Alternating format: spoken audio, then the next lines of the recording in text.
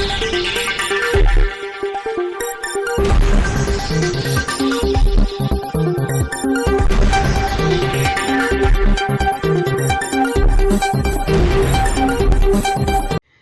દર્શક મિત્રો, આપ જોઈ રહ્યા છો શિનોર સમાચાર। શિનોર તાલુકાના VCE કર્મીઓ દ્વારા વેતન સહિતના પડતર પ્રશ્નોના નિરાકરણની માંગ સાથે શિનોર મામલતદારને આવેદનપત્ર આપી રજૂઆત કરવામાં આવી। શિનોર તાલુકાના ગ્રામ્ય વિસ્તારોમાં ગ્રામ પંચાયતમાં VCE તરીકે ફરજ બજાવતા કર્મચારીઓને તેઓ દ્વારા આપવામાં આવતી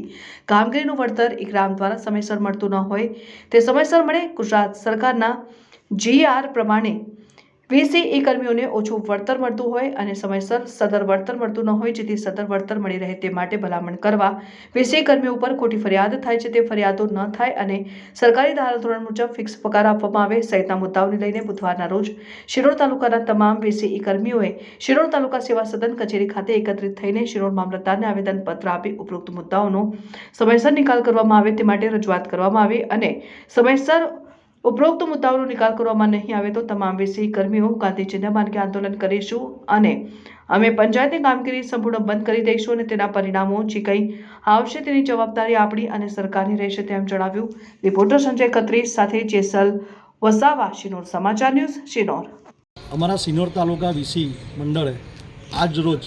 મામલતદાર સાહેબશ્રીને અમારી પડતર પ્રશ્નની માંગણીઓને લઈ ને આવેદન આપેલ છે, જેવી કે અમારા કોઈપણ જાતના રેશન કાર્ડ KYCના કમિશન ટાઈમસર આવતા નથી। અમે જે પણ કંઈ કામગીરી કરીએ છીએ એનું કોઈપણ જાતનું મહેનતાનું અમને આજ દિન સુધી મળેલ નથી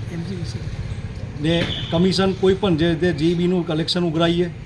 કે ખેડૂત નોંધણી કરીએ, પાક સંરક્ષણ નોંધણી કરીએ, PM કિસાન કરીએ,